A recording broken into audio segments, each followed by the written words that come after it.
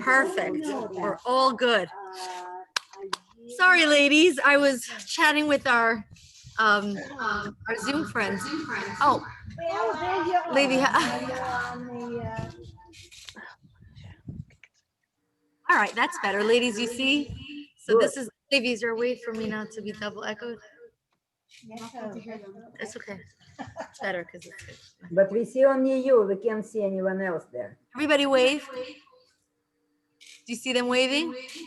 They have to go to Rabbi I Shalom. don't. You see where it says Rabbi Shalom? See them, yes. That's next to Luda. There's a. Yeah, up there on top. You see where the second. No. I see Sandy in red. Yeah, not me. Does everybody? That's strange. You don't see where it says Rabbi Shalom? I see where it says Rabbi Shalom, but nothing there. No, there's two Rabbi Shaloms. Oh, okay. Let me We see them. You see them, Gittel? Yeah. Second Rabbi Shalom, yes. Okay. Baruch Hashem. We can hear them from here anyway. Could you give me some elevators? That's not a Chumash. All right. Yeah, we can't do it on the. All right. Let me take this. Oh, it's too high. Oh, what a good idea. You gotta get your mother to Lady, give stay. me a. Yeah, you're not getting out that fast. It's okay. He's gonna get me a little book. Maybe it's okay. Yeah, get a stand. Anyways, we're gonna get started. We'll start off with welcoming our Zoom friends. We've got Luda and we've got Nona. Welcome back, Nona. Thank you. Bella, welcome. Berta and Gittel, Leona. And we have Robin and Rita and Bonnie and Abby. Yay. And now we've got our in-person friends. Terry, welcome back. Hi, thank you. We've got Beth. What do you want me to call you? Beth or Rachel? Rachel. I love it, Rachel. And we have Rivka, a new friend in to class. Welcome. And we've got Lana. Welcome back, Lana. And we've got Sandy. Can we order some And breakfast thank you. while you're at it? Thank you. That's perfect, lady. Okay, there we go. So we are in the midst of learning the Chumash of the week, the Parsha of the week. And as the Alter Rebbe, the author of the Tanya, was fond of saying that we have to live with the times. And that doesn't mean necessarily, what the Alter Rebbe was referring to wasn't the news and the media. It was referring to this timeless gift called Torah.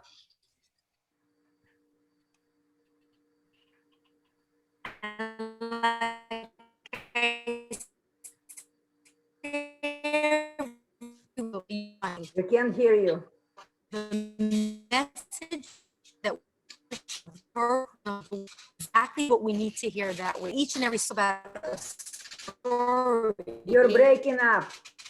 that has a lot of nuances because it's all about Rivka, right? It's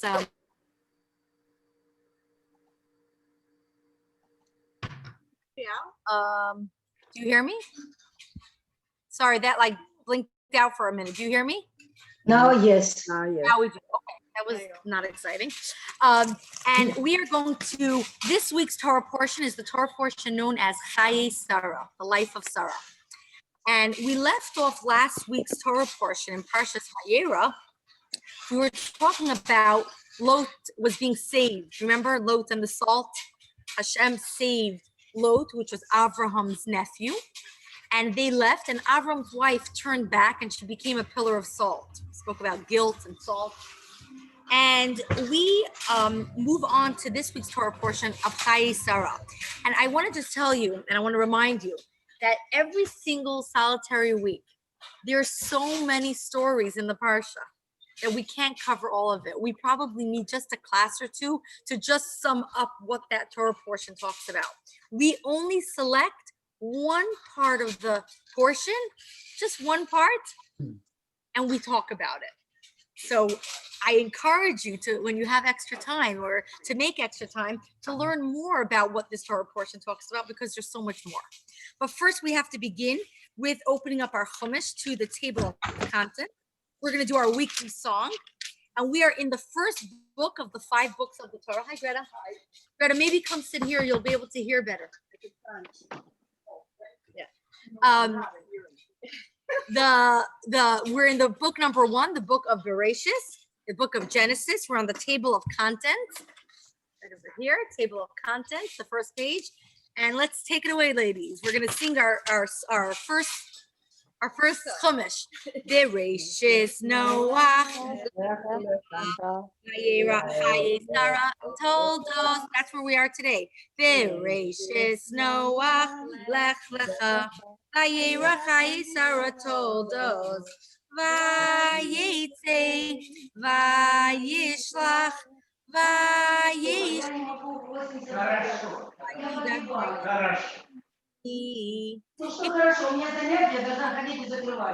And you're with family, or you just mute yourself. So, Parshas Chaya Sarah begins on page 133 in the Chumash, and it starts off that Sarah passes away. We're not going to go into that. Very interesting, fascinating idea. Why is the Parsha called Chaya Sarah, the life of Sarah, if she passed away? But that's for another class, another discussion.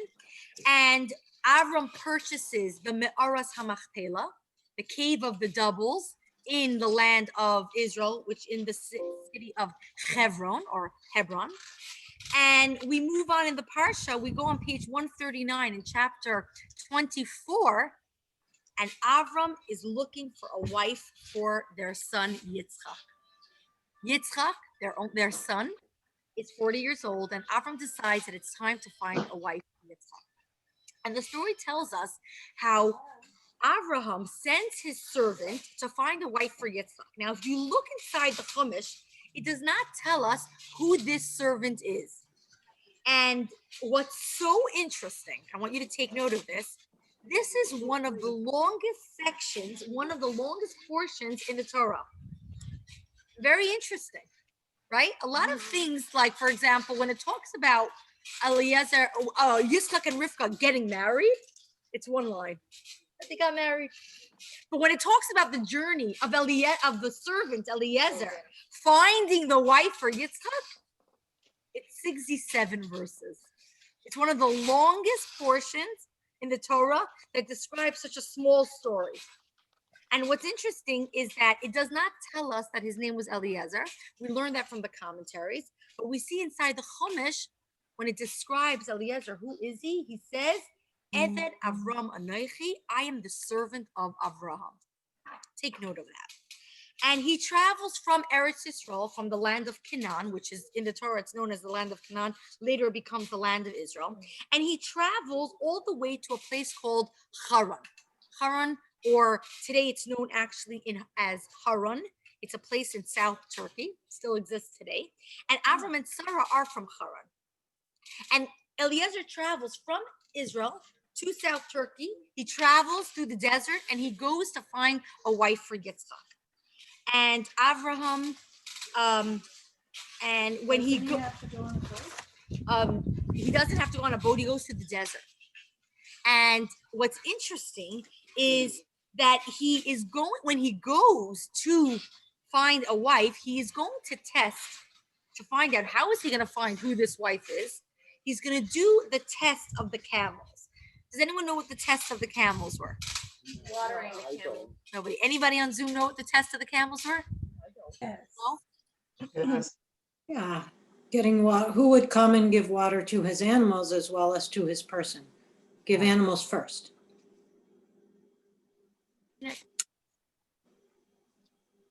Did you lose me for a minute? I'm back. Yep. Does anyone know what the test of the camels were? It's connected, yes, has to do with humps and eating. And like Terry pointed out correctly, he is going to test and he is going to see if who is going to feed his camels. That was a test that he did to determine the kindness of the girl that he would meet. And we're going to delve into the story a little bit more. And we're going to actually read it inside. But before we get into it, was this an omen? In Devarim, in Deuteronomy, it talks about that there is a prohibition, one of the mitzvos losas, say one of the prohibitions in the Torah of the 613 mitzvos, you are not, it says loy senakshu. You're not allowed to make an omen or a superstition. For example, you can't wake up one morning and say, a deer ran in front of me. That's a bad omen. I'm not leaving the house today. Black cat. Oh, black cat, yeah. Or today the bread fell from my hand. That's a bad omen. I'm not leaving the house today. We're not allowed to. It's similar to pagan ways of believing in superstition. And a lot of the commentaries ask if he's coming to do this personality test, if someone's going to feed my camels when I come to the well, is that an omen? And some of the commentators actually have a discussion. They think it was wrong, but many of the midrashim, the Rambam, the Ramban, the Ravid, there's a lot of laws connected. You're frozen.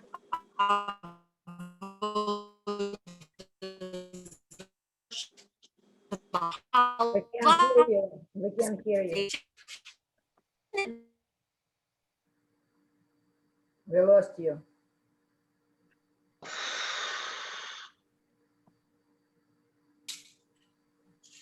Yeah, I keep freezing.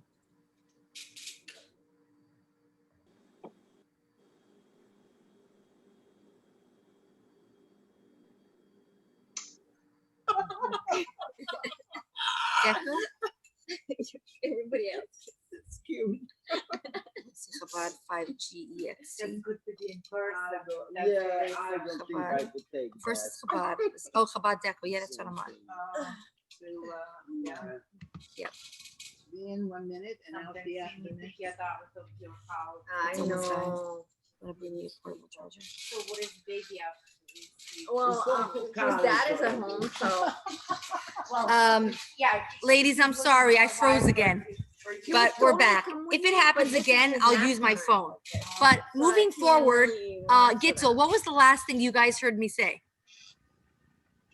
Oh, was it a test or was it? Superstitions. Was it You, a you test? told about you told about superstition. So what I was explaining was that there's an assortment of commentaries that have a discussion, and they absolutely say this was 100% legitimate.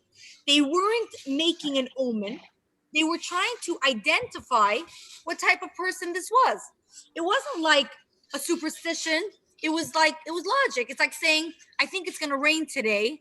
So I think I froze again. Did I freeze? No. Okay. I feel like I don't want to, so disruptive. I'm going to use my phone if it does. It's like waking up in the morning and saying, looking outside, I think it's going to rain today. So I'm going to use an umbrella. I don't want to get wet. I'm not going to leave. It was purely a personality test. So the question really is, wow, very windy here. Do you hear our wind? You don't hear our So is this enough to establish marital harmony? There's a lot of nice women out there, right? There's a lot of nice people, but is it enough to determine that this would be the proper soulmate for Yitzchak? And in addition, don't forget, Eliezer is on a mission to choose a woman.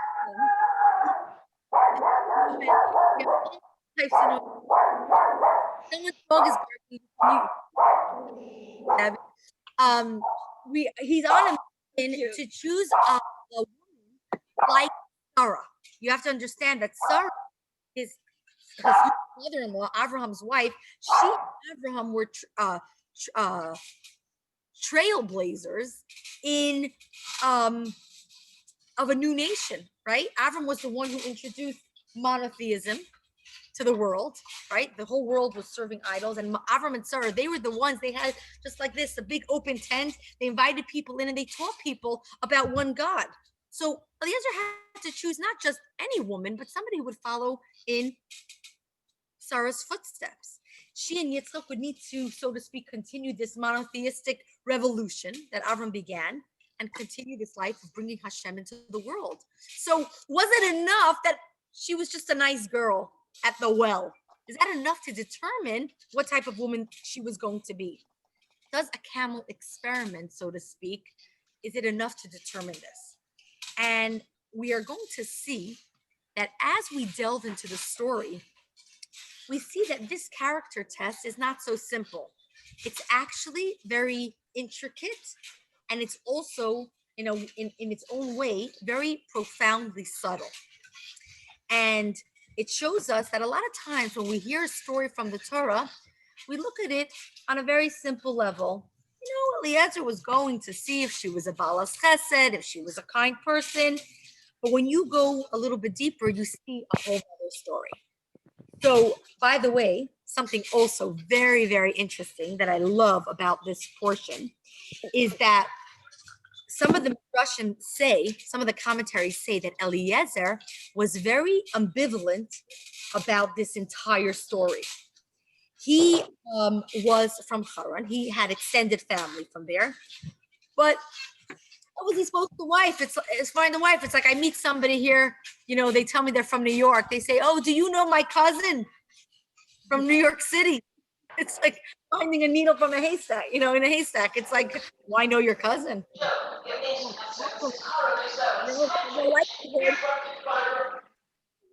Wait, hold on one second. So what we see over here is that he's going to the well because that was the gathering place. Everybody needed water for bathing, for drinking, for washing, for cleaning. That was a place where people gathered for them, for their animals.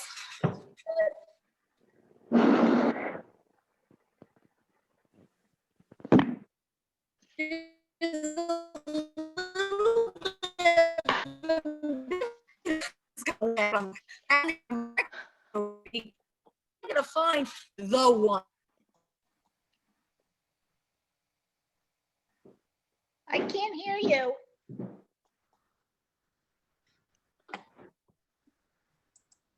Frozen again, frozen again. Oh, sorry. I'm so sorry. Do you know? No sound. Sorry, ladies. What did you hear last? About will, the will. The well. This place where all people gather together. But Eliezer is wondering: is this the right place for what? For Dating. to find the right place. I'm actually going to go onto my phone. I'm going to mute myself on this. I'm going to log in.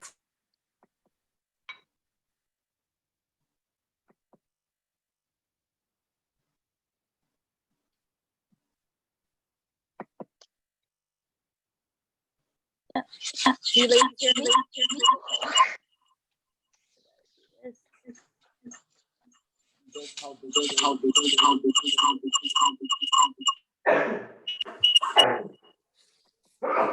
I think this might be better. Do you hear me? No.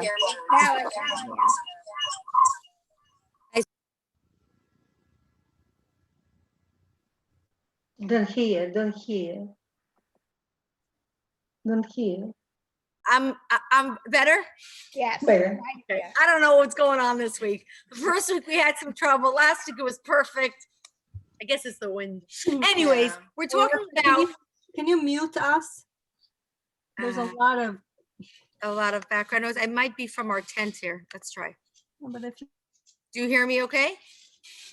Yeah, okay. So, as I was saying, sorry, ladies, we're talking about finding a needle in a haystack. We're finding about going to the well. Eliezer's ambivalent. He's like, how am I going to do this mission? I was describing that there's something called a shalshelet. When the rabbi reads from the Torah, how does he know by the way, in order for me to know if you're not frozen, I need you guys to move, the ladies on Zoom, so I know you're not just like move every few seconds, pick up a thumbs up, because I look at you and I'm like, are they frozen? I see you waving, Bello. Okay, Bello, give me a wave every couple minutes. Anyways, when the rabbi reads from the Torah, how does he know the tune? It's called trup. Trup is he sees certain dots or lines. You actually open up a Torah scroll, you open up a chumash, and you'll notice different things, and it tells him go up, go down, etc. There's one thing that's called a shalshelet. Do you have a pen, anybody? A shalshelet is a little zigzag. It's like, follow my finger. It goes like this, like this, like this, like this, like this, like this, like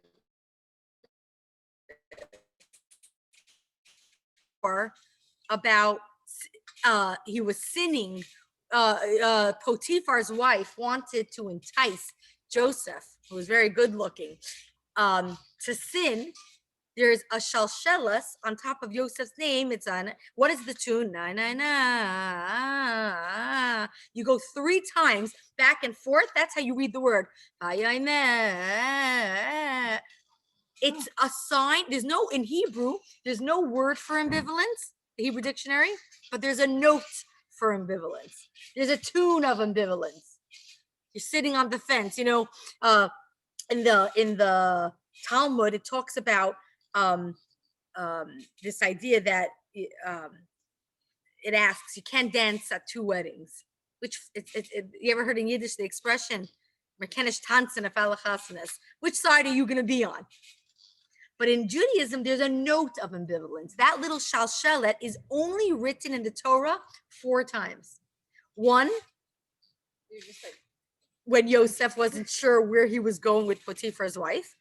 Once when Lot procrastinated, last Parsha actually, when Lot was procrastinating, should he go with the angel or not before he actually decided to run away? There's a shalshelet right there. There's a shalshelet in the end of Parshat Tzav when Moshe was slaughtering the animals and he was giving over the mantle of leadership. That's another whole discussion. And the 4th time there was a shalshelet is right here when Eliezer is coming to the well, and I'll show it to you actually in the Chumash. He is not sure. He's ambivalent. How am I going to find a wife for Yitzhak? But the question is why? Why is he ambivalent? Now, some say that he was actually worried that maybe he was doing the wrong thing, like an inconsistent practice according to Jewish law, like we spoke about this superstition.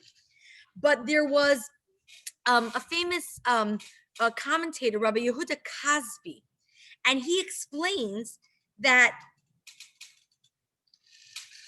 he is concerned, is this test going to be enough? Is determining if Rivka is going to give, if the girl is going to give him water for his camel, is that enough to determine, is this the soulmate for Yitzhak? There's Rashi, another commentator, says that Eliezer had his own daughter and he wanted her for Yitzchak. So he was ambivalent about the entire mission because at the end of the day, Avram felt that that wasn't a proper match. But we see over here, regardless of the different commentaries, this is a challenge. This is a challenge of how do we find the right girl? And can one use this test of feeding the camels to determine if it's the right one? That's where we're at. We're on the same page. We're ready to go a little deeper. Rivka, what is your question? You had a comment. I felt that it was funny how I met you, our Hebrew names, sort of, I'm Rivka, my daughter is Chaya. That is right. And now I come to your first meeting that I'm at. And it's all about, Talking about the animal. Now, my daughter Chaya has a horse. And she's an animal lover. She has always had a horse. Her life revolves around this horse. And then you talked about another animal. the camel. The cattle. And my daughter had an accident with her car a couple weeks ago. 2 deer Talk about the omen. ran out of the woods and destroyed her car. Is she okay? She's fine. Who cares about the cow? But how about that? But Is that a coincidence? We have a new lady here. I say you're new because it's your first time at class. She's giving us a description of the coincidence. She says that her name is Rivka and my name is Rivka. Now we're learning about Rivka and we're talking and the deer and the horse. But I want to tell you, there's no such a thing as a coincidence. No. In Judaism, we don't believe in coincidence. There's only hashgacha pratis. There's a reason for everything that happens. Nothing happens just by chance. The Baal Shem Tov describes how even a leaf that falls out of a tree is there to maybe protect a worm that needs some shade. Everything that happens in our life is not by chance. Yeah. All of that. Well, what we're going to do is we are going to go back inside the Chumash. And ladies on Zoom, who has a Chumash? Just raise your hand. A Chumash. A book. We are going to go in chapter 24 in chapter 24 in Bereshis. Chumash chapter 24. 139. It's on page 139, and we are going to go on verse number. Yes, the page person. I guess Rabbi was reading on Shabbos, and I wasn't here, and he didn't know exactly the page somebody was asking, and he's like, "Where's Terry?" We are going to start. I'm trying to find that Shalshelis for you. Isn't it true that you can find more than one woman? Which page? And Which more- page? 141. Be right for Isaac. And, You want it, really. And no, I mean, Sandy's asking a question. Can you find more than one right woman? There is a idea I've heard out there that technically you can marry 7 different people. Really? Because depends on what level in life you're holding. What do you mean by what level? Your soul, what level is it holding in life that is the right match for you? Are you in a good place, not such a good place, more spiritual place? This is the idea of marriage is actually talked a lot about in this parsha. But for the sake of moving on specifically with the point I want to bring out, we're going to actually read the Chumash together, and I'm asking you, focus on the nuances. Focus on the details of what we read. It's very interesting. I want to point out something else interesting. When you read a novel, right? When you read a book, the Torah doesn't generally describe nuances in the stories. When you read a novel, the nuances is what makes it an interesting book. A good author sets the tone. It tells you what type of furniture, what type of food is on the table, what the person is wearing, right? The more nuances it describes, we want the action. I don't care about that. but that's what makes in general a book interesting. But in the Torah, it always omits any type of nuances. It doesn't give us details. It doesn't give us the surroundings, the utensils, the amenities of daily living, right? For example, we know nothing about how our matriarchs and our patriarchs looked. We don't know how Moshe looked. There are some good imaginators that put it into coloring books or movies, and that's unfortunately the images that we have. But essentially, from the Torah's description, we know nothing. We know how. But what is it? Charlton Heston. So the Torah only gives us details to the story if it's relevant to the lesson. Let's not forget that the Torah is not a book, not a history book. It's not a novel. It's a blueprint of how to live our lives. And the Torah will only give us details to the story if it applies to the lesson that we're meant to learn. For example, when it talks about Avshalom, he was the person who had long hair, and eventually his long hair gets caught. That's another story in the Torah. It talks about Yosef, right? His striking beauty. Why does it describe his beauty? Because that was the challenge. Because he was beautiful, he was being lured to sin with Potiphar's wife. It's all relevant to the theme, to the lesson of the story. So when the Torah gives us details, it's not entertainment. It's not there to tell us something interesting. It's there to teach us something. And we have to ask ourselves, why? Why is the Torah going into certain details? There's something I need to learn. So this story of Eliezer, 67 psukim, 67 verses, is very long. When it talks about certain laws of Shabbos, for example, it's a few verses. It talks about the marriage of Yitzhak and Rivka, it's one verse. But when it talks about the journey of looking for the girl, 67 verses. That is a very long amount in the Torah. Because obviously the Torah is trying to teach us something. So as we read it in together, take note of certain details. We're going to start on verse number 10 chapter 24, the third 141. reading, page 141, for those that have the orange chumash. And it says, the servant took 10 camels from his master, okay? And he travels. In his hand was all of his master's belongings. We're on page 141, verse 10. Where it says He's, Eliezer servant. said yes, to he her, sets out, he goes to Aram Naharaim, Nahar city, page 143. He makes all the camels lie down outside the city. Wow, this is windy. You hear our wind? And they kneel down outside of the city besides the well of water towards the evening when the girls go out to drink water. Who's Nahor? What is it? Nahor? Nahor is the city, Nahor city? is the city outside of Nahor city. Aram Nahor. Well, Nahor, no, Nahor city. Nahor city is a person. No, not, I thought you were talking about Haran. Nahor, very good. Who is Nahor? Nahor is, let me give you a little history. Sandy said, who is Nahor? Nahor city. Rivka is the daughter of Bisuel. Bisuel is the son of Milcah. Milcah is the wife of Nahor. Nahor is the brother of Avram. So Nahor city is Avram's brother's city. That's where Avram's from. He sends his servant to go back to where he came from.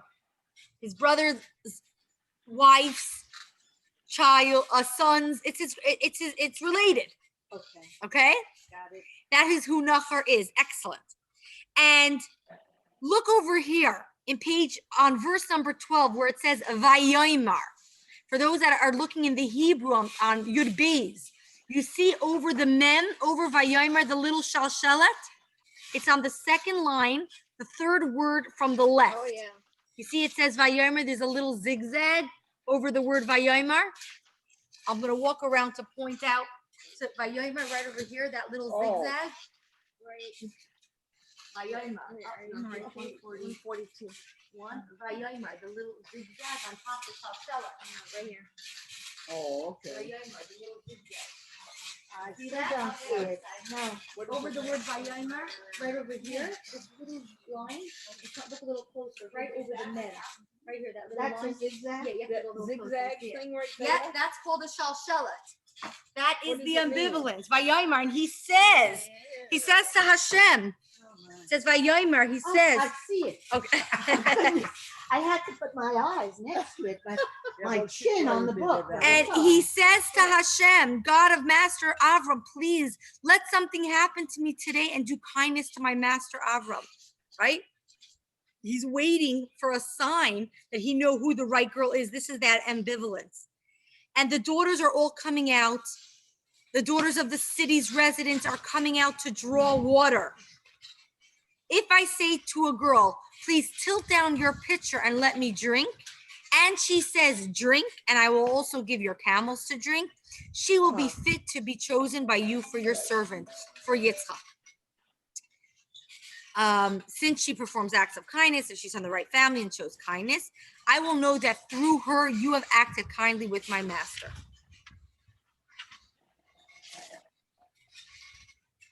He has not finished speaking. I'm on verse 15. Look at the nuances, okay? And look, Rivka, the daughter of Bisuel, the son of Milcah, who was the wife of Avram's brother Nahor, we just said that, came out. Her pitcher was on her shoulder. Now, the Torah, by the way, interrupts the story and says, the girl was very pretty, a virgin, no man had known her. She went down to the spring, she filled up her pitcher, and she came back. And when he saw that the water rose from the well towards her, the servant ran towards her and says, please let me zip a little bit of water from your pitcher. She says, drink, sir. She quickly took down the pitcher from her shoulder. Okay, it's on her shoulder because it's very heavy. She puts it down from her shoulder into her hand. She gives him a drink.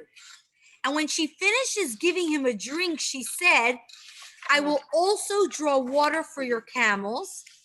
And notice the line, until they have finished drinking as much as they want. And the second time, okay, so now you understand she has the pitcher of water on her shoulder. It's full. He asks her for the drink. She lowers the pitcher. He drinks from it. And then she She empties. puts it in her hand and she gives him a drink, no? No, for he drinks from the pitcher. Oh, he And then drinks she from takes the pitcher. pitcher, because there's leftover water, and she goes to the trough. The trough is the trough, not the trough. The trough is that little place where the animals drink from.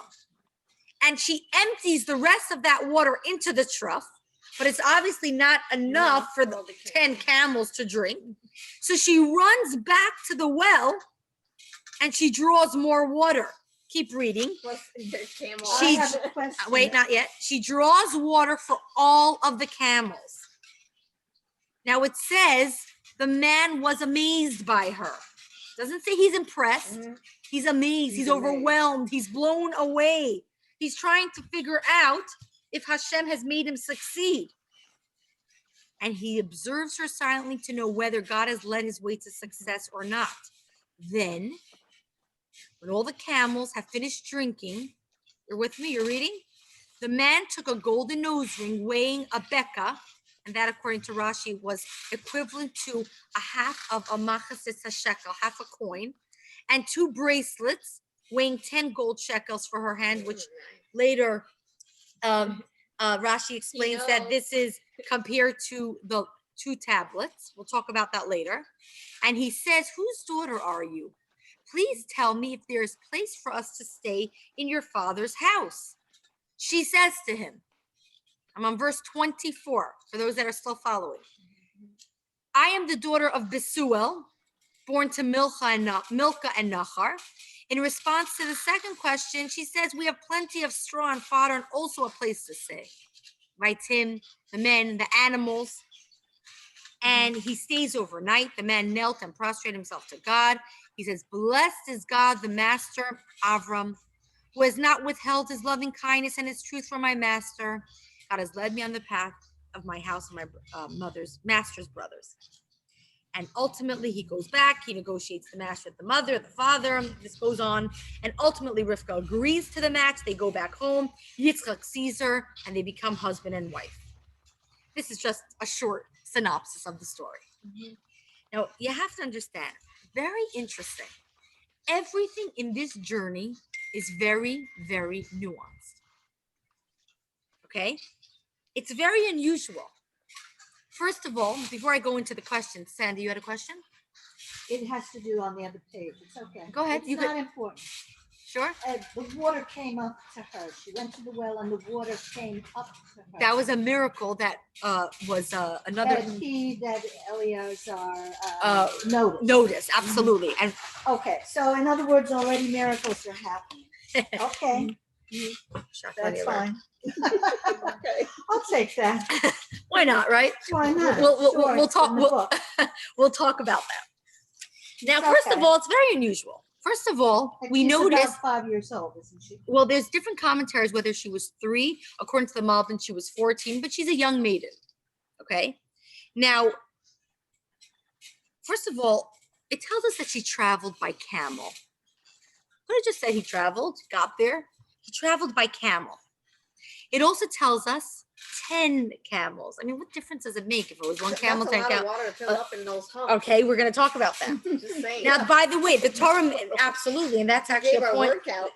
that is very valuable in the story. Yeah. The Torah mentions twice that the trough and the well were not near each other because it says that she went and she came back. It wasn't like it was right there. It was a little bit of a distance that she kept going back and forth.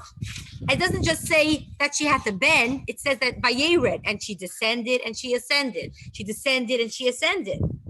And it says 3 times through the story that we just read, that all of Avram's servants, all the camels drank, and that he fed all the servants that came with him. Now, it says it 3 times Which word does it say 3 times? That until they finish drinking. It says once, until she said, I'll feed them until they finish drinking. They drunk to their full satisfaction. It says when they finish drinking completely, that's when he gave her the bracelets. Now you might think this is okay. This is how you say a story. You give the details. Not in a chumash.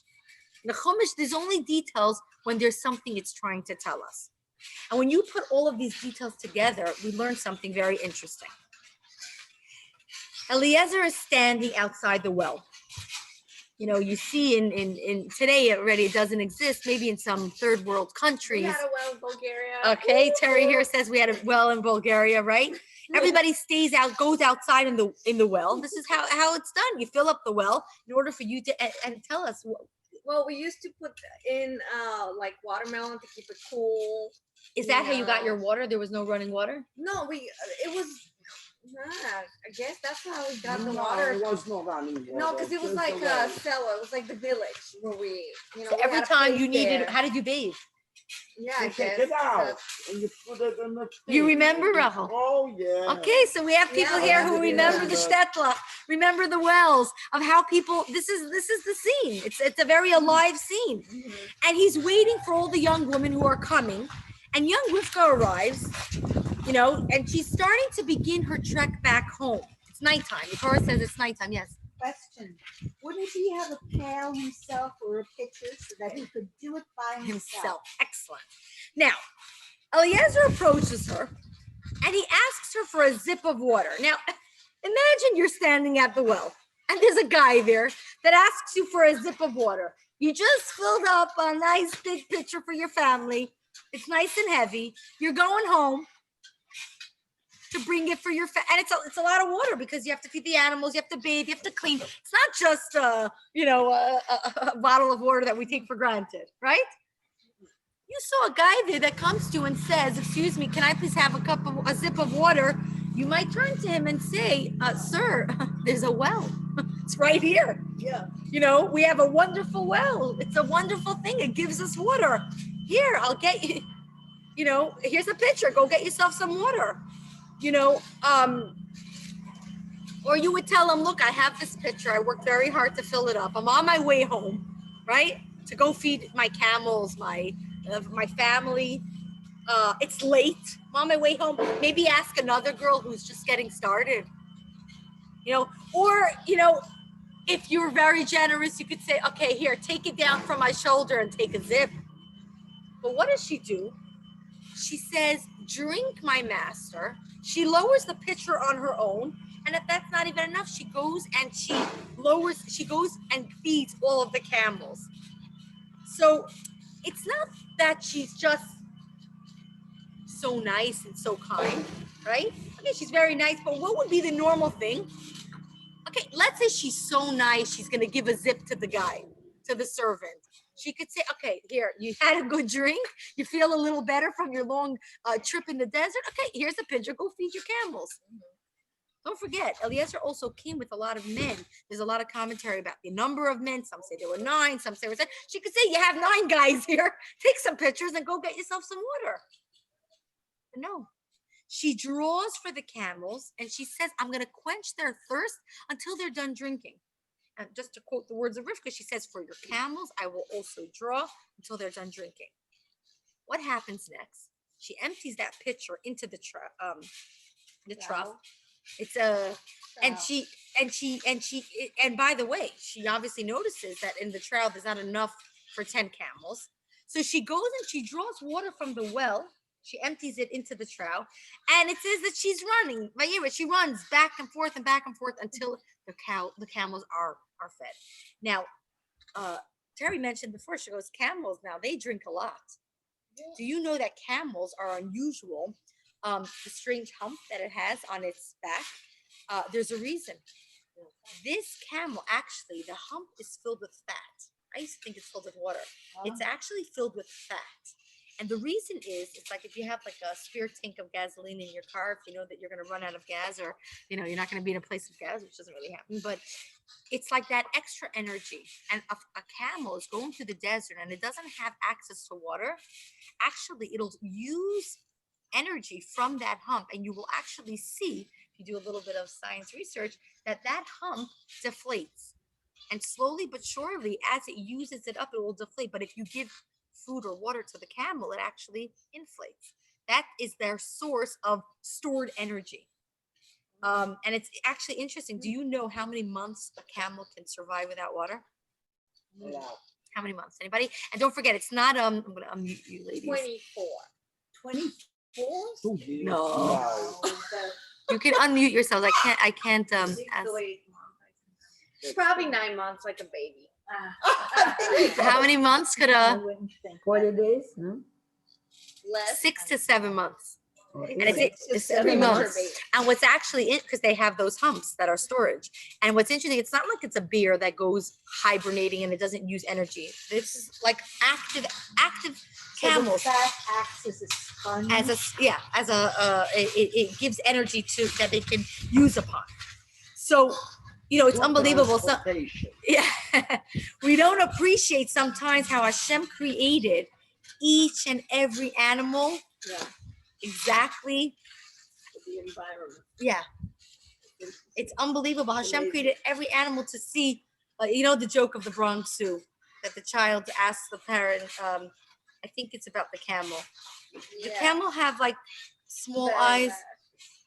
Small eyes. I think It was the eyelashes. I think it's the eyelashes. He's asking him, why do camels have humps to store? The kid is visiting the Bronx Zoo with his mother, and he says, why do the camels have like these types of legs? And he says, so it could go through the sand in the desert. And why does it have humps? So it could store the water for it to drink through the hot desert. And why does it have certain eyelashes?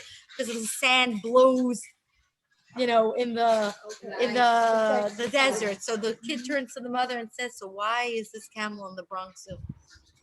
Instead of the desert. So we know that Hashem creates each animal exactly what it needs to survive its elements. I think that's why there's extinctions of animals, and people take it as like, oh my God, we have no more of these animals. We need to save them, and it's like maybe Hashem made it that way because the environment is changing, and other species are coming, and some are going.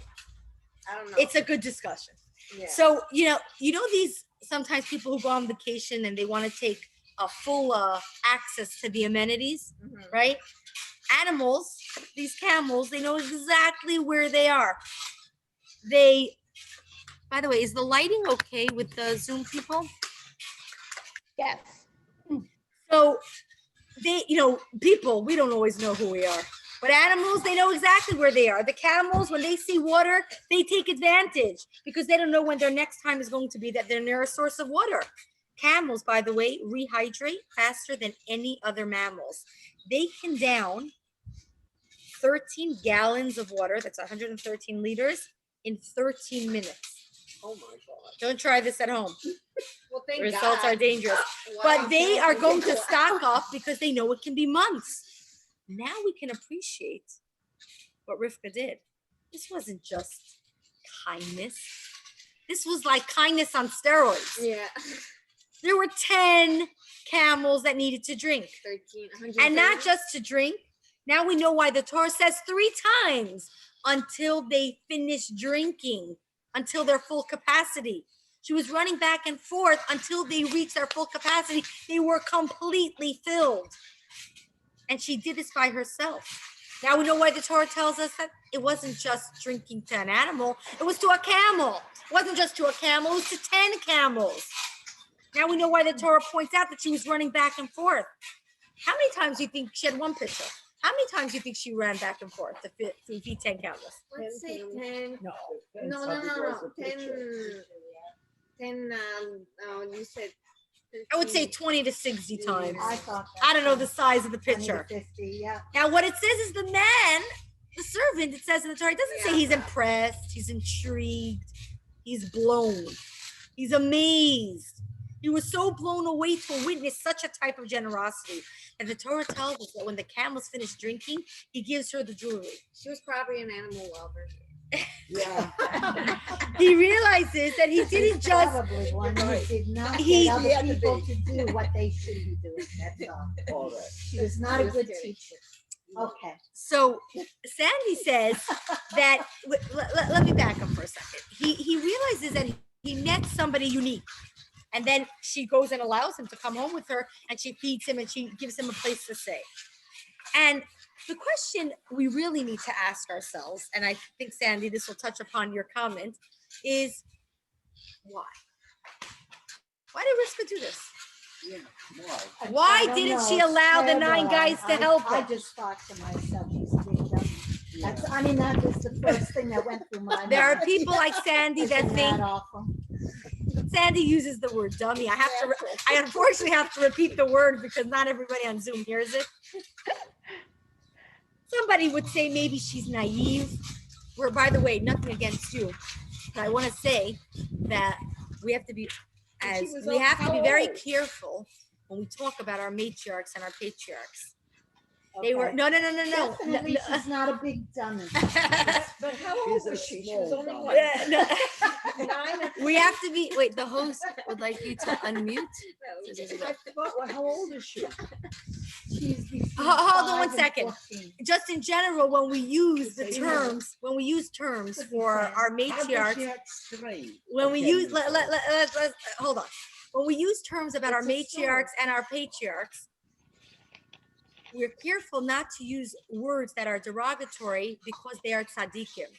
So it's just food for thought. We can say something seems off about the way the Torah writes it. Something I have a hard time understanding.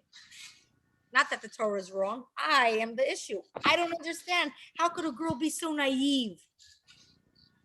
How could a girl be so? She's a pushover. Okay, that's a better word. Better word, right? Maybe she was Much trained better word. to help, always help at home. Greta says maybe she was trained to help. And Maybe so worked, she didn't want to even go home. She's like, let me do everybody's camel here. I'm not going home. Or maybe Yeah, Hashem that's get right. her strength. That's a very good point. That may a lot be of the people, reason. Sandy, even if things are not good at home, they're not doing mitzvahs instead. Yes, but she's avoiding going home. Okay. And, These are all that is a better possibility. I mean, if you listen to the story down the road when her uncle is getting introduced with, But at the same time, she brings him home. yeah. So she's the like, Malbim, I don't want to get beat up. the Malbim suggests that when Eliezer asks her for the water, she assumes that he's wounded. She thinks to herself, "There's a well. He's not drinking from the well." It's like saying, "This is a closed bottle of water," and you turn to me and you say, "Can I have a drink?" So, here's the water. Take a drink. You say, "But give it to me." So she assumes, okay, her hand is wounded, opens the water and it pours it into his mouth. Maybe, I don't know, maybe the 9 guys did something, maybe they're exhausted. So right away off the bat, the Malbim suggests she gives him the benefit of the doubt. Mm-hmm. Okay? Now, it's at this moment that he saw enough. We asked in the beginning, is this an omen? No, this is not an omen. But we asked, is being nice enough of a quality to say that this is going to be the wife of Yitzchak? He saw something much more. He saw a generosity, such a big heart, and he thinks to himself, when was the last time I saw such generosity? When was the last time I saw such a big heart? Avram. By my master Avram. Right? When Avram was 3 days after a bris and Hashem does him a favor and sends him the angels in the form of guests, he runs. It says Vayaratz, he runs to greet the guest. He runs to prepare the meal. He tells Sarah, Mahari, let's do this swiftly. Yes, right. Not just does kindness, runs to it. Mm-hmm. And the last time he saw such kindness was by his master Avram. This was kindness of a different caliber. Now, to address what Sandy mentioned, there are a lot of people in the world that are very kind, but it's with a checklist. With a what? A checklist. Checklist. What's in it for me? In other words, how much do I do to be considered a nice person. Or they do it and they think first, wait, how do I make sure that somebody's not exploiting me? Correct. How do I make sure? Now, if Rivka would have consulted someone before she did this, they would have told her you have issues with boundaries. They would tell her, don't do it. If this is what you look like at 3 or 14, you know what you're going to become when you're older, you're going to become a shemata. But what's interesting is that Rivka had a very good self-esteem. She was very wholesome. She knew her abilities. She was no pushover. She was the quintessential Yiddish mama, Jewish mother. What is the core of the Jewish people?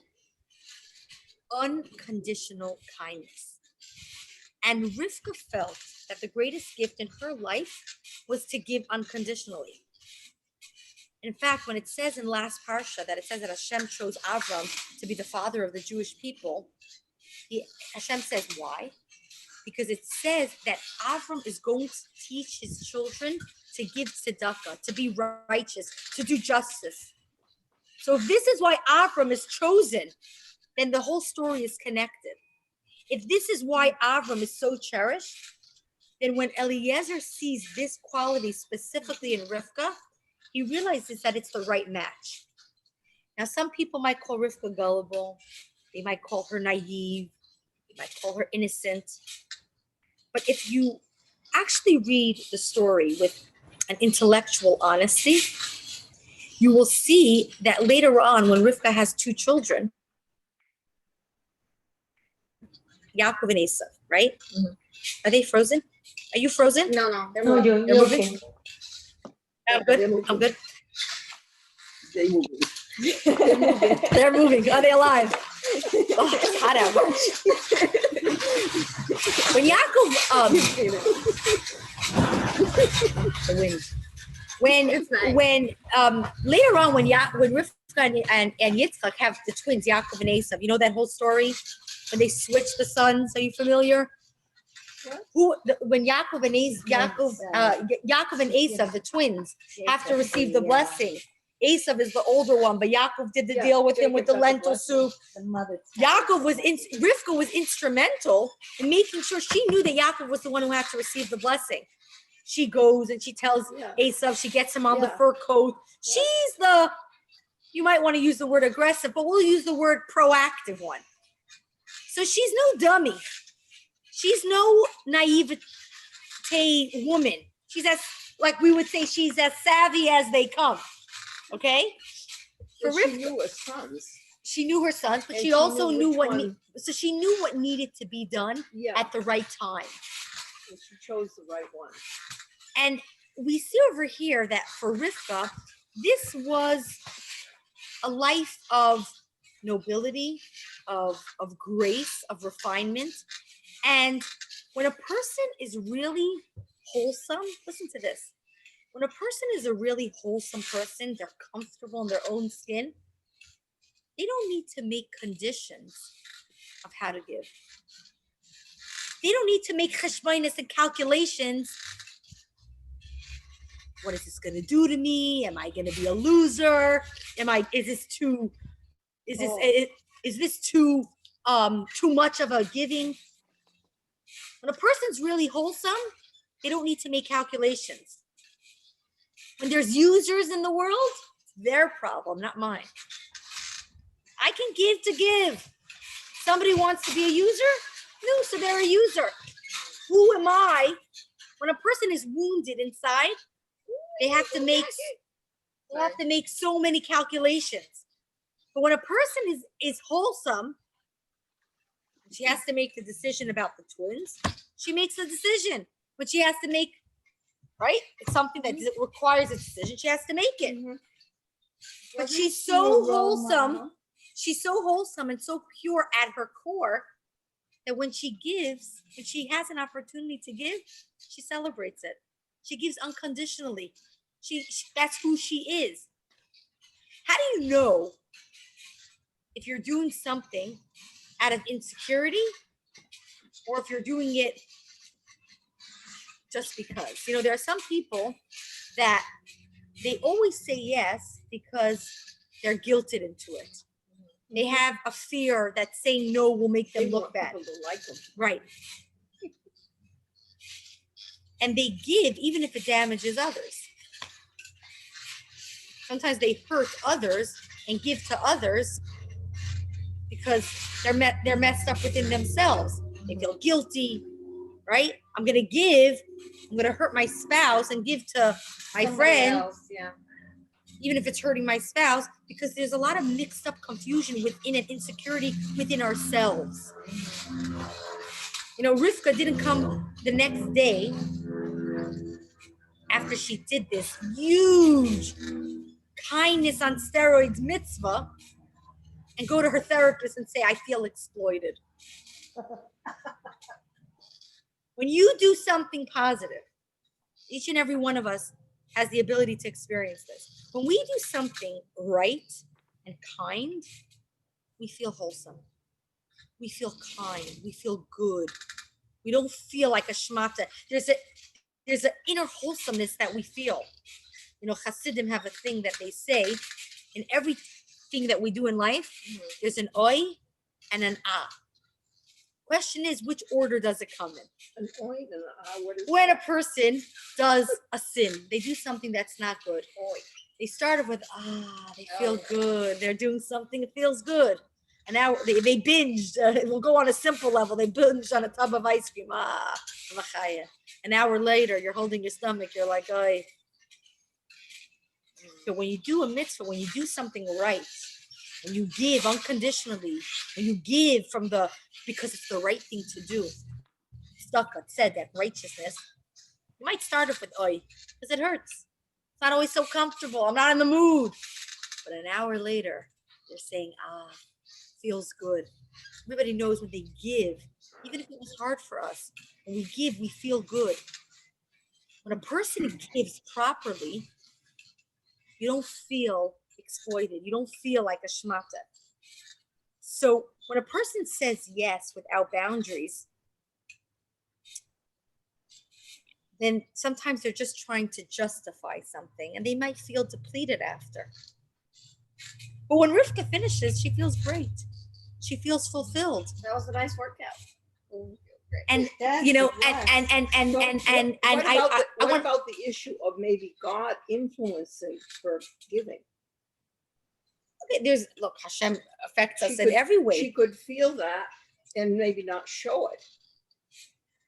Okay. But I want to expound on this issue for just a second, because I have a think it's something that perspective. we struggle with when it comes to giving. Yeah. You know, I remember once had a conversation with somebody. We were talking about giving and we're having this conversation how when a person is under a lot of stress, sometimes stress itself causes illness, right? Many people understand that sometimes it's not people say it's the food we eat that causes illness, it's the stress we're under. Stress can cause deep illness. And I was having this conversation with somebody about my grandmother, my buddy, who just passed away. Your grandmother? My grandmother. And I would say, I told them, I said, I don't understand. She encompassed what the Torah talks about Rivka. She was an unusual woman. She gave unconditionally. When somebody came to her doorstep, she didn't say, they can go somewhere else. They came to collect charity. In fact, one of the, when they were giving stuff away, actually at the end of my grandmother's life, she moved into my aunt's home. And she wanted all her possessions to be divided during her lifetime. So my grandmother my mother took a video. She was in her house. I'm not talking about things that were of value she gave specifically to her different children, but her grandchildren were invited to come into the home to take something that they felt valuable. My mother, there was nothing majorly there. My mother was taking a video around. She says, "Hi, Rivka, what do you want?" I spotted this handbag. I have it in my so happy that I have this. It's not a handbag I'll ever use. Was it It's, her handbag? it's her handbag. It's this big, what she called a kasholka. And she had this bag. It's a beautiful tan color. And my mother asked me, she said, Chayrifka, why do you want this? It's a shmata now. You know how old it is? It wasn't a value. It's not something I can use. Yeah. It's sitting on the top of my closet. Every time I go get dressed, it's in my closet. And I told my mother, I said, Ma, I want this handbag because I have a memory. It's like brings up such emotion as I'm talking about it. I remember. I said, I have this memory that every time on Friday when I used to go to Bubby's house, I used to go lunch there every Erev Shabbos. She took all the grandchildren to her home to feed them so the mothers could get ready for Shabbos. And there were That's people so nice. always would come to ask for tzedakah. In an observant, in a Jewish community, it's very normal for people to come and ask for tzedakah. And people would come to her home, and I was there many times. And she would reach into that bag. She would give them. She wouldn't look. She didn't ask them questions. She would offer them a piece of cake, a drink. She didn't know them. Many times, strangers would walk into her home.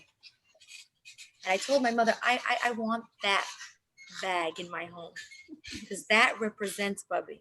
I love that. That represents who Bubby is.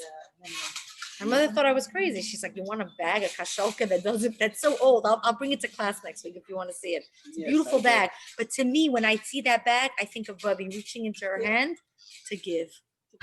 Going back to my conversation that I had. Well, that's a blessing that you get to experience that. Not everybody was raised that way. You are absolutely right. Such a blessing to be able to witness that. And I was discussing my grandmother with this person. I was in the middle of telling you. And I asked him, I said, my grandmother doesn't look stressed when she gives. How come sometimes I feel stressed? I was having this conversation about giving. Yeah. It's not always easy to be in a position where you're always giving. Or sometimes we have to give and we don't want to give. We're not in the mood. And I said to this person, I said, my Bubby doesn't look stressed about giving ever. This was years ago. And he said to me, he said, because she doesn't look at the giving like you're exploiting her. She doesn't look at it like you're taking from me. You're making me into a shmata. She's so wholesome that when she gives out of the pureness of her heart. Nobody would call my Bubby naive or a dummy or gullible. They would look at her and say, what a wholesome woman that she can give so unconditionally. Was your brother older than you? My who? It's my grandmother. I know, but you're talking about your brother. Oh no, I was talking to somebody, not my brother. Oh, okay. What is the point? When we give, sometimes we have to stop listening to those voices in our head. Eliezer chose Rivka because he knew that she had what it took to be the mother of the Jewish people. This trait that is a Jewish trait that we give without cheshbonos, without calculating, without so much discussion. Should I? How am I going to feel? I think the best line of this class is, if there are users in the world, it's their problem, not mine. We have to give. No. Somebody took a little bit advantage of me. We have to ask ourselves, where is that question coming from? And by the way, there is validity to that. I want to just say, there are times that a person is giving and they're being taken advantage of and they have to be stopped. And there's a danger, the person who's giving. Yeah. Or the person who's taking. Depends on the situation. Sometimes we enable, and enabling is not a good thing. And I do have a recollection, we're talking about my grandmother sometimes saying no, not necessarily to a person, but she wasn't a dummy. She knew when to give. She knew when to hold back a little bit. But how do we treat another person? How do we give? We have to ask ourselves, where is the giving coming from? And sometimes we should try. We give with less calculation in our life and more wholesomeness. We'll be surprised to see how wholesome we become. The less calculation we make and the more we give, you'll be surprised to find how we start to find within ourselves a wholesomeness that no therapist can fix. I think children kind of help that. Having kids. Well, you're saying having children. Yeah, having children. Well, they make you give whether conditionally whether you like it or not. Yeah, because the thing is, it could get little slippery slide with the money, because then you're like, what about for my kids? I need this, But just giving in general, I started thinking about more like, for example, my husband. I'm like, ooh, he's been working all day. I can get the trash ready. And then I felt great about it when he come home and he's like, oh, I have to do the trash. And I'm like, sorry, done. And it was kind of like, wow, something so little that I could huge. do. Yeah, it was like something so nice for him. And I'm like, that feels great, and I felt great for myself. And you could have said, look, I'm with the baby home all day. Yeah. The least as a man, that's the least he could do. Yeah, but for me, it wasn't a big deal. But isn't that amazing? I can do it. It doesn't say it's a man's job anywhere. Whatever it was, but isn't that amazing how there are some women who would take that and would feel, well, what else is new? I have to do everything. Yeah, exactly. But instead, you made that decision to give from a place of unconditionalness, and look how good it made you feel. Yeah. So I think that's actually. We started changing the trash without me saying it.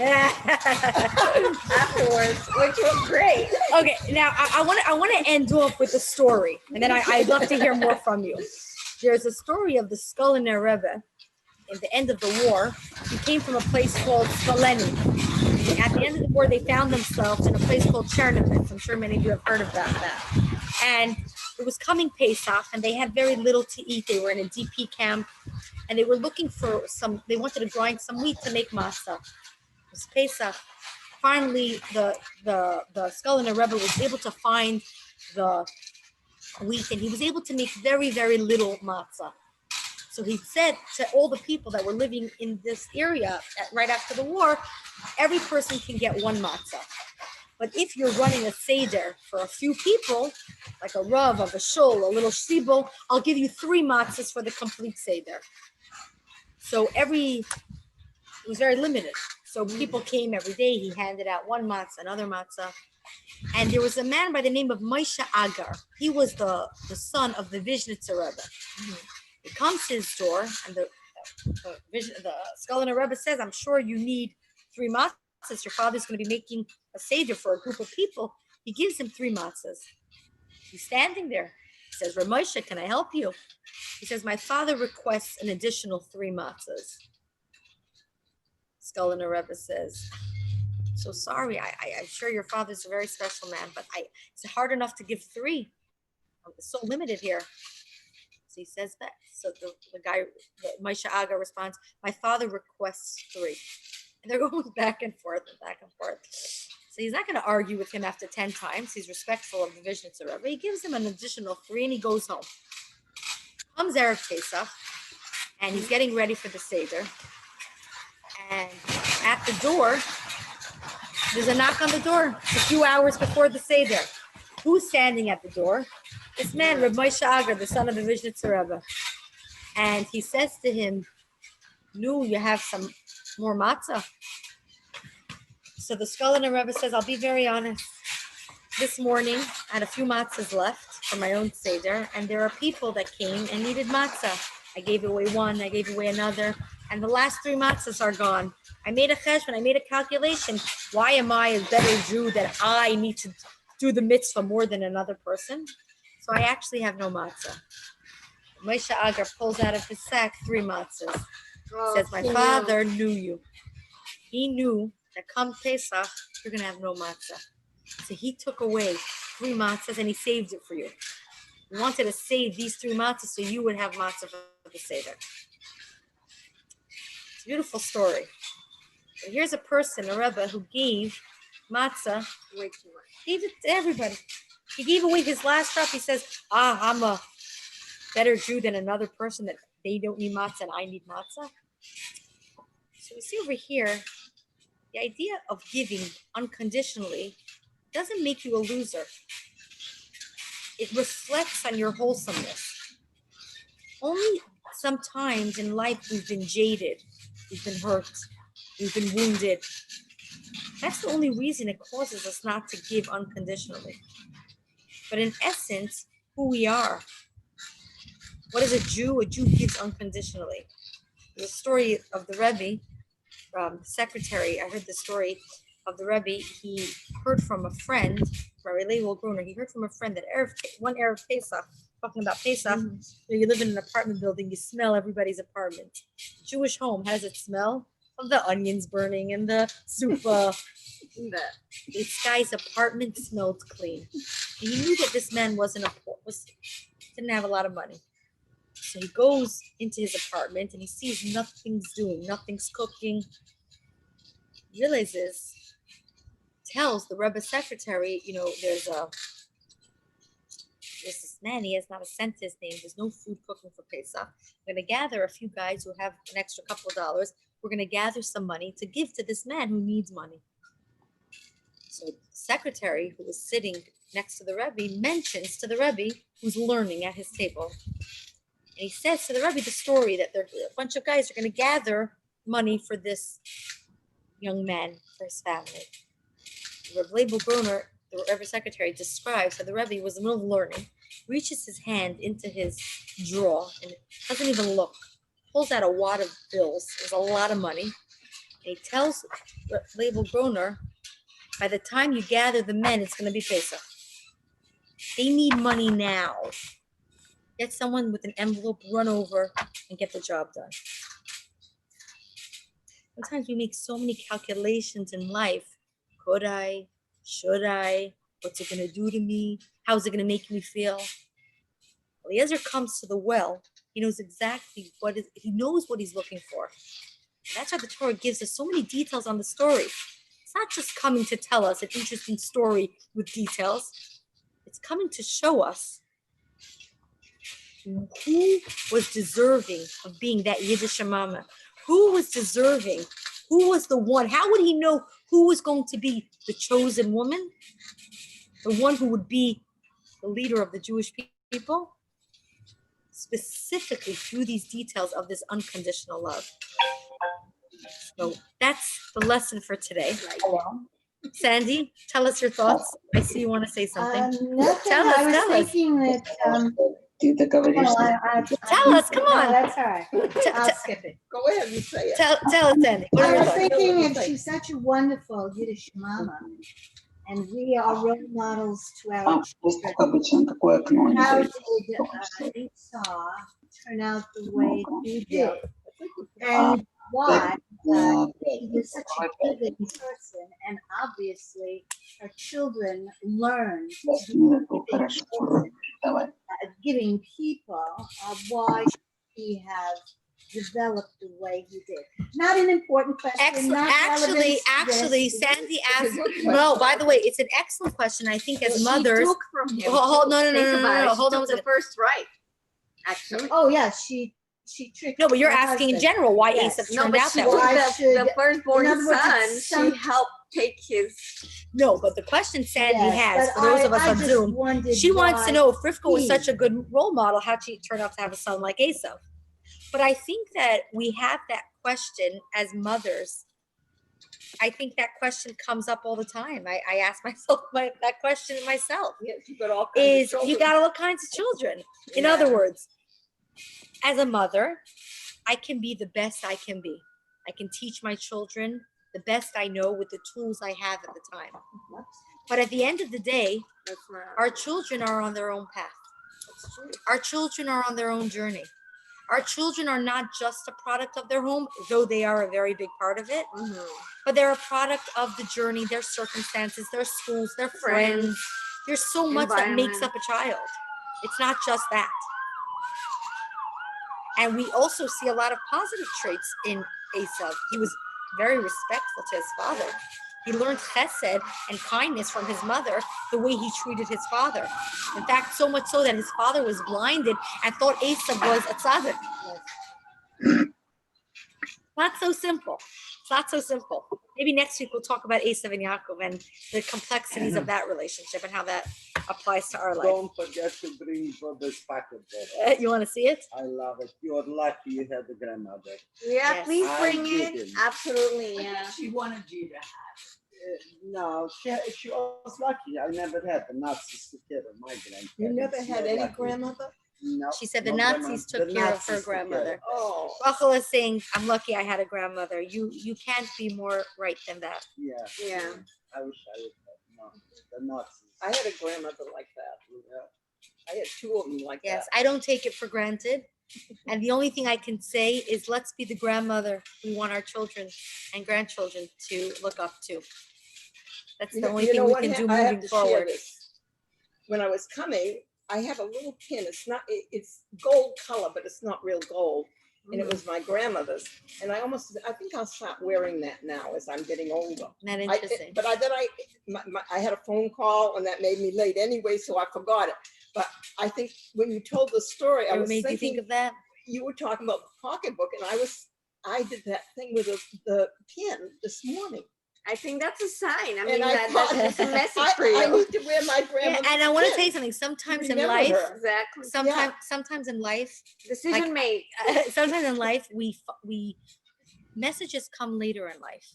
When I was Oh, yeah, when I was very te- late. when I when I was 10 years old and I was watching my grandmother take out of that pocketbook stuff and giving a cold drink to the man who came through the heat or the warm drink through the snow, I wasn't looking at her and saying, "What a special woman."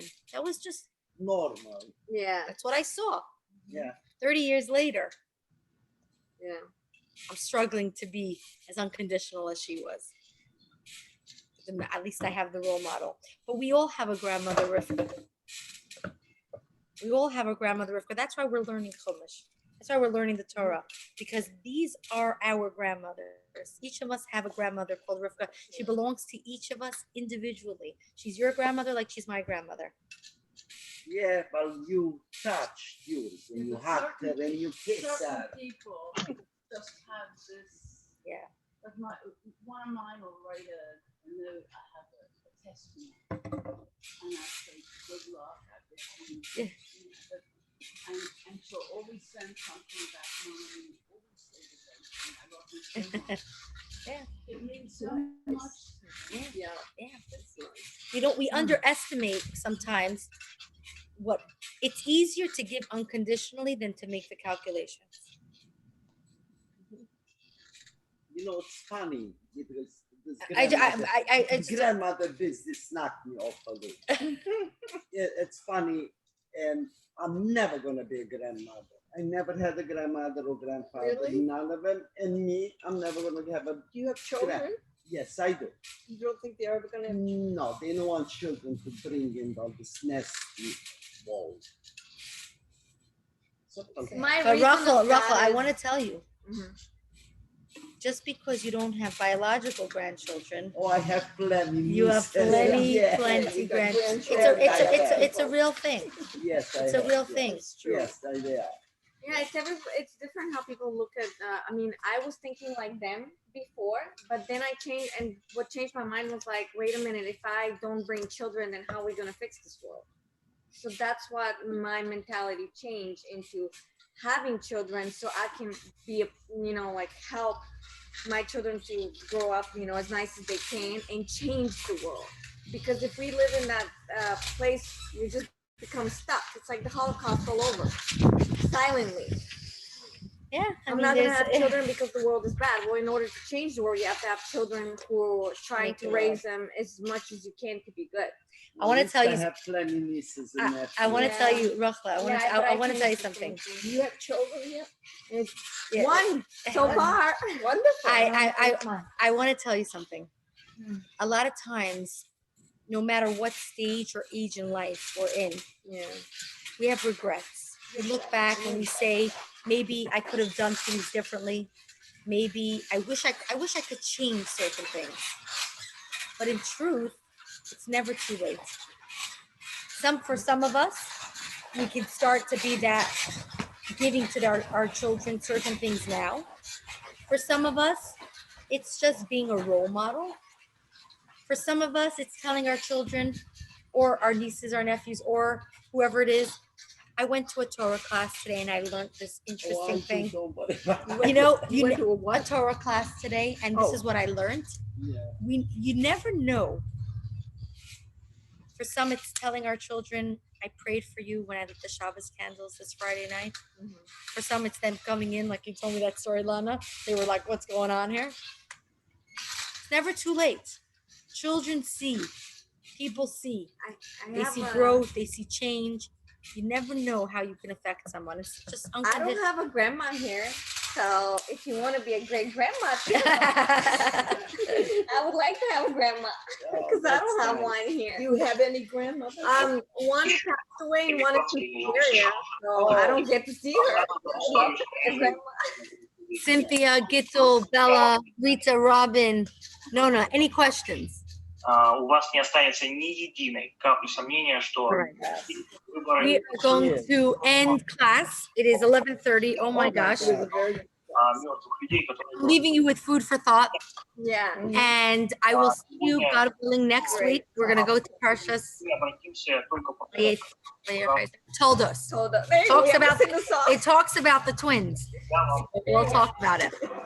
Thank you very much. You're welcome. Have a great week, everybody.